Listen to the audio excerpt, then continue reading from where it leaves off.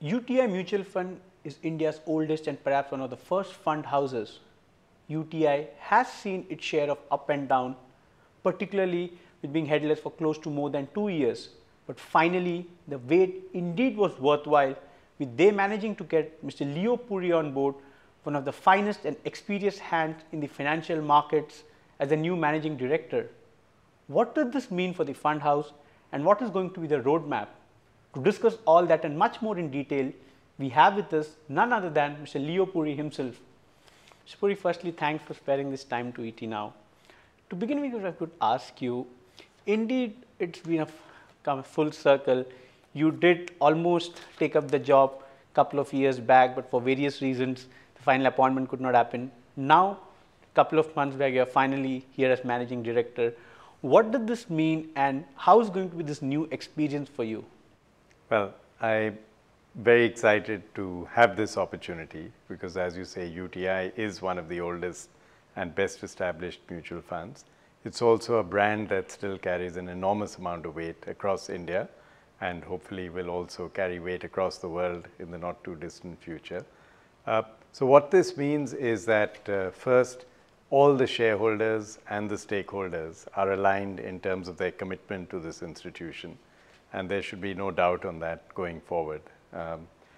It also means that the employees who have been loyal, committed and focused through the period of uncertainty that you described are now able to realize their full potential and focus the task ahead.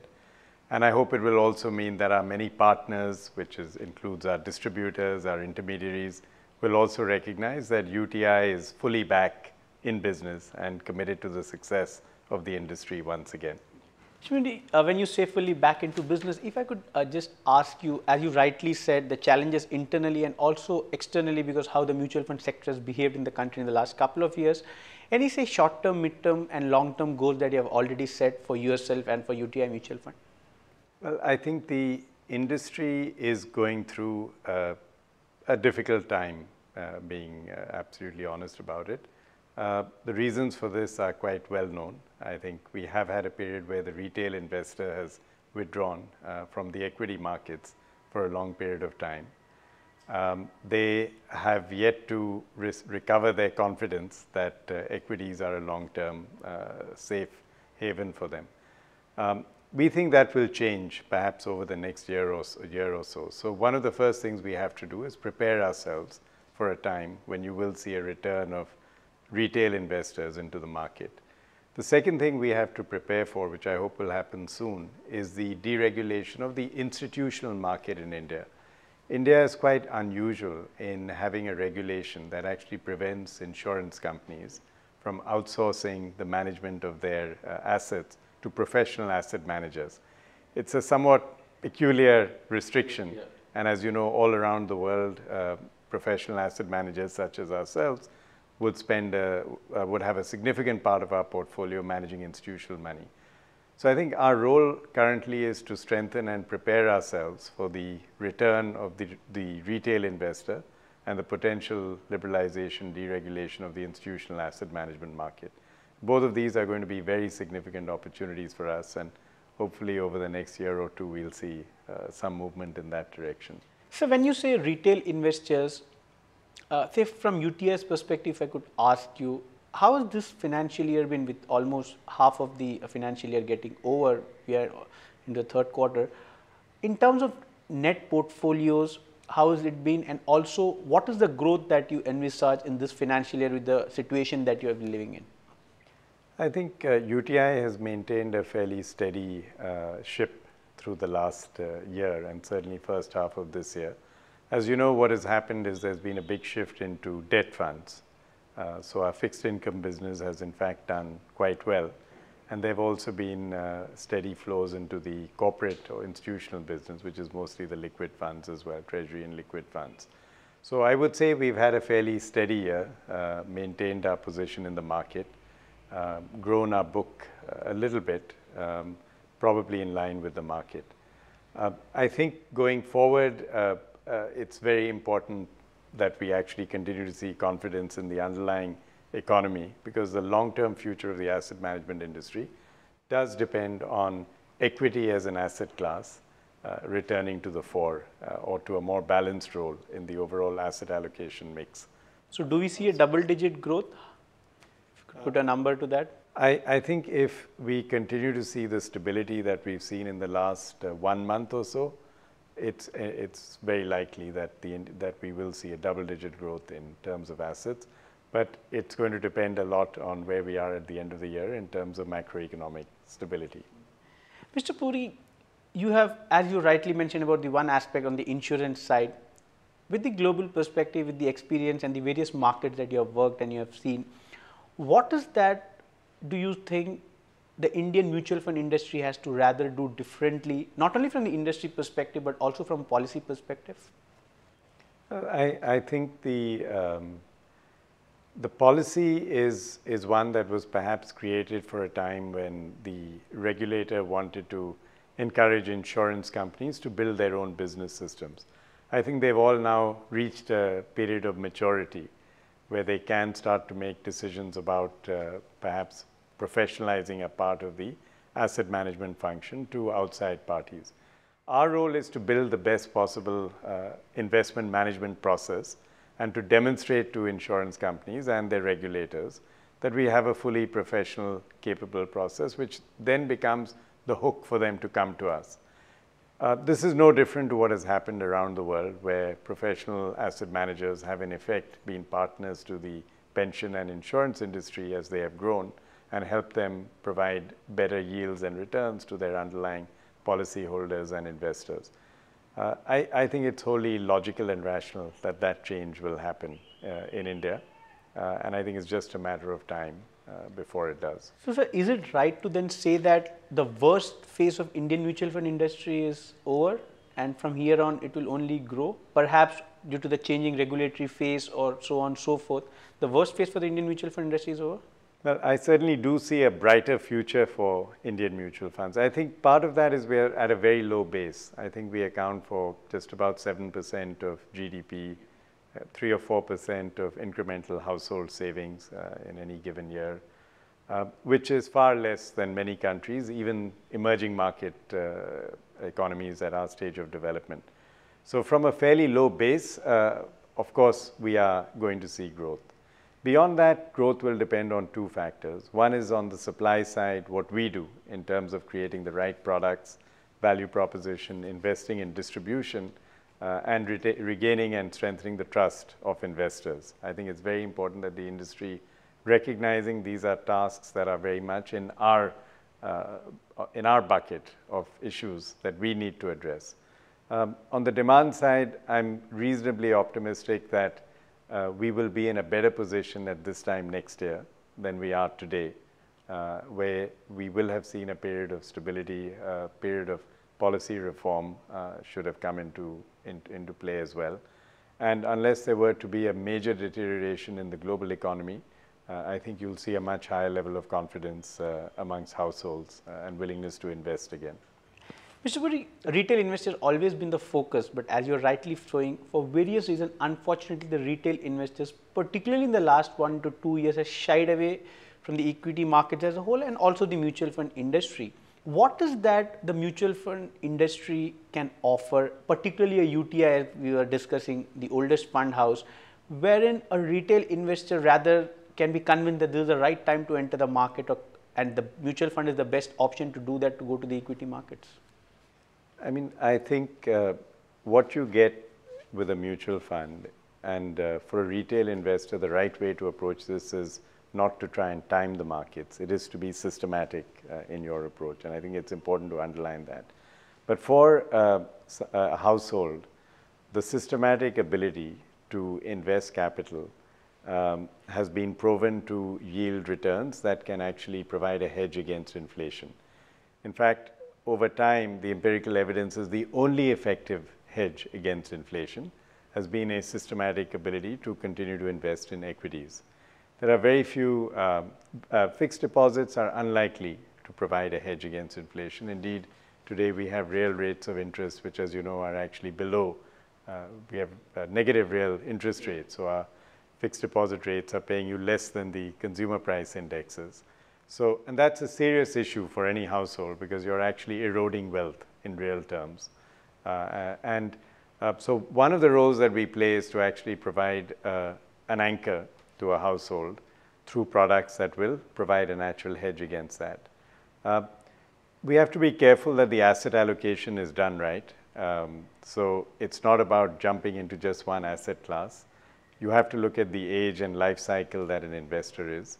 And I think part of our role is to educate our intermediaries and our IFAs that when you have conversations with different types of investors, you're able to understand across income groups and life stage what the appropriate asset allocation is. And we can then provide the products that will fit the profile of that particular household and segment. But net, we are able to actually provide a very strong wealth creation platform, and at a minimum, a hedge against inflation on the one hand, and act as a very critical conduit for savings into industry and capital mobilization, which is a critical role we play in the financial system. So on both sides, I think we have a fairly important role. So, Puri, on the other hand, SEBI has also formed a committee to look into the whole of regulations of mutual fund, and also maybe there are discussions that the paid up capital should be increased, only serious players should be there. In more than one way, the market regulator has clearly communicated that it's becoming a cluttered market. What is your view on, and how do you look at this?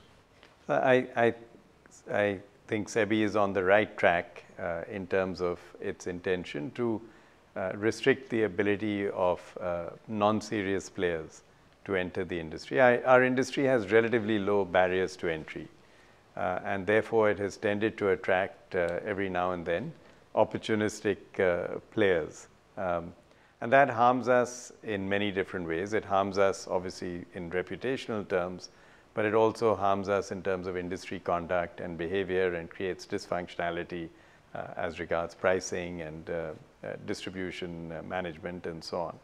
So I think the basic thrust that says you need serious players that are committed to be in the industry is the right one.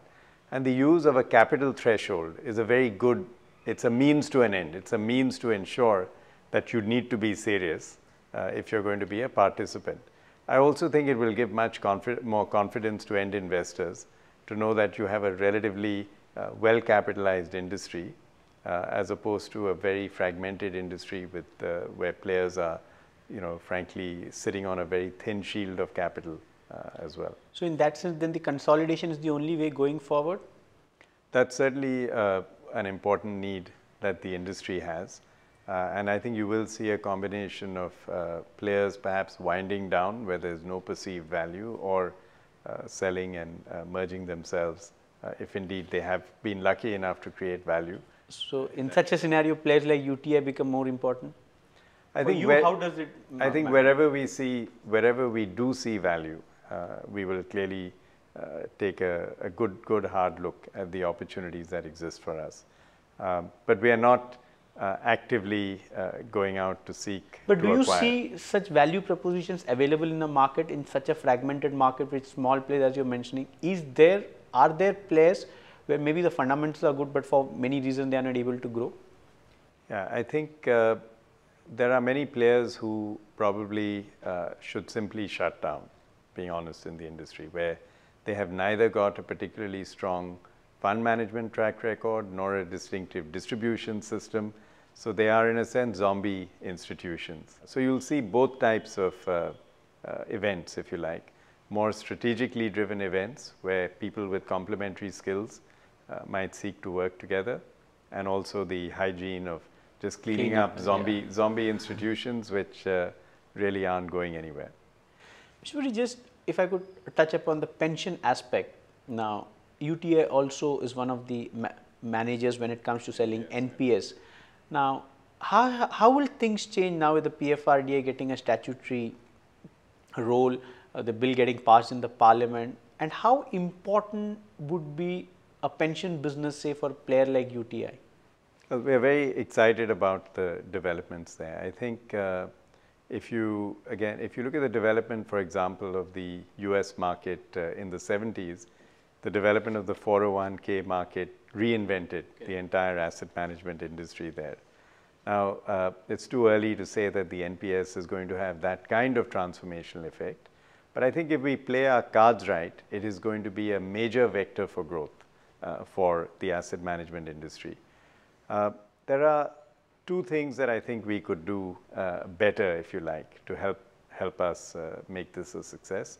One, of course, is to create a tax structure which would actually help the industry grow.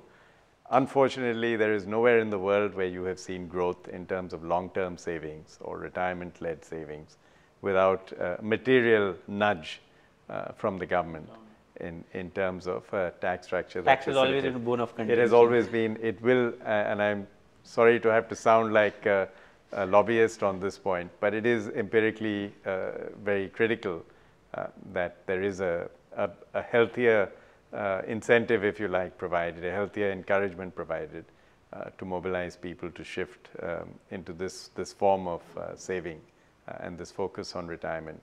The second thing is that I think there does need to be perhaps a continuous focus on the commercial viability of the proposal, so that fund managers and intermediaries actually view this as something that is a long-term sustainable business for them. Mr. Puri, if I could ask you in value terms, I'm no pension business will be very minuscule to what a UTI mutual fund is, but say 3 to 5 years down the line, how do you look at the pension business in terms of value or in terms of percentage? I think if we do some of the things I've just described in terms of tax and economic incentives, of course the sky is the limit. But even putting that aside, even looking at the current scenario, I would say in 5 years, it would not surprise me if in terms of assets under management, maybe a quarter to perhaps even as much as 30% or so of our assets could actually be from pension assets. It would represent a much smaller part of the value to the fund, because as I mentioned, the economics at this point are still not particularly attractive, but it is going to be a very important part of our growth. And I think over a 10 to 15 year period during which I do expect to see. So with the kind of experience that you have got and the various markets you have seen from various perspectives, now with you heading UTI, say any 3 things that you would want the policymakers or the regulators to do which would change the mutual fund sector going forward? First, let me acknowledge that the policy towards the mutual fund sector in the last couple of years has been highly supportive. I think there have been a number of changes that have already been made which have helped the industry. I think you're familiar with the changes that happened to our commission structures, the incentives beyond B15, the speed with which we now get product approvals. So I think there are a number of things that have happened that have actually been of great help to us. And we should at least be grateful for that, that today I don't think policy per se is the big factor holding us back. At a more mundane level, there are issues where we could be helped. I think there are issues around KYC, which sound very dull, but are very important to our growth in particularly outside perhaps some of the big urban markets and even in the urban markets. We'd like to see much simpler procedures for carrying out KYC, perhaps using Aadhaar as a proxy. That would help our intermediaries a lot.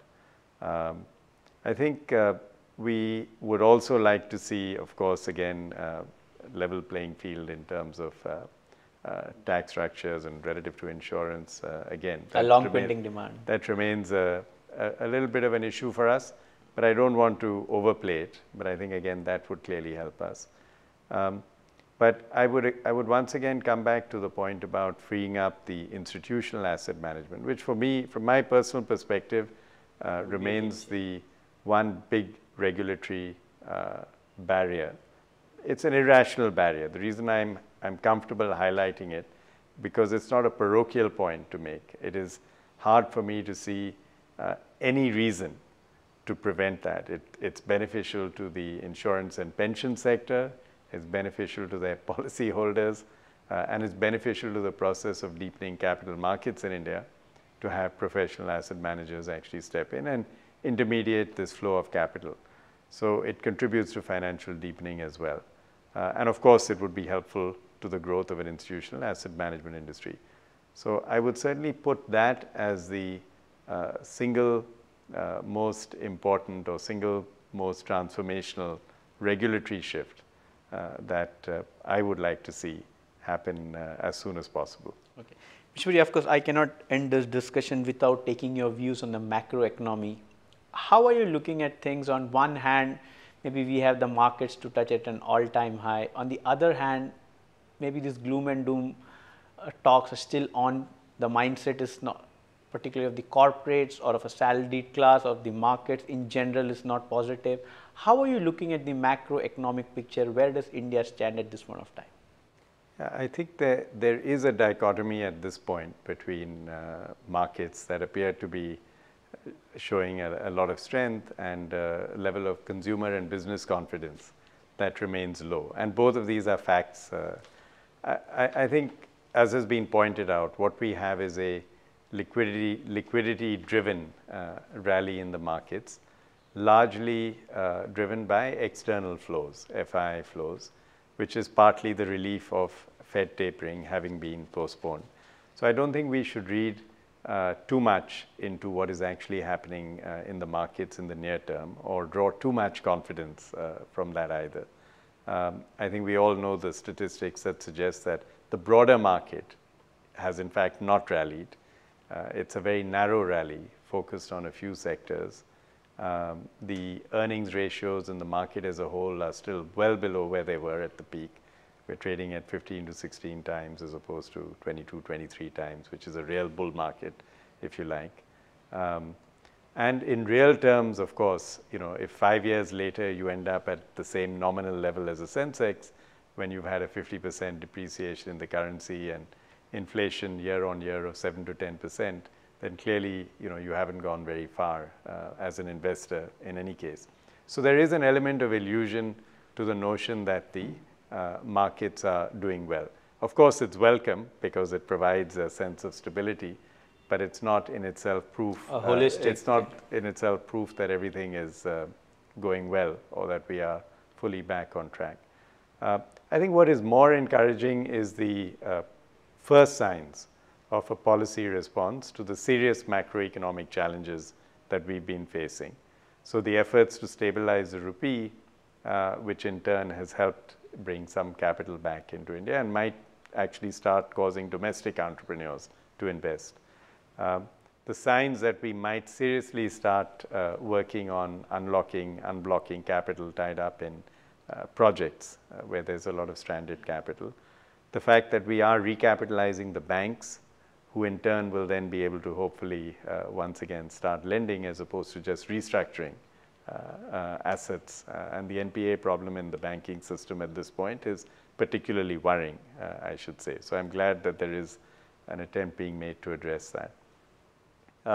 So I think the fact that these measures are now being visible and that the RBI is taking the lead and parts of the government are following gives me much more confidence that at this point, maybe 6 or 12 months from now, we will be in a genuine, beginnings of a genuine recovery.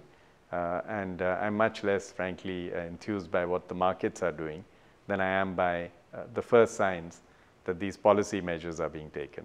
Mr. Puri, once again, thanks for sparing this time. So it was a pleasure talking to you. Thank you.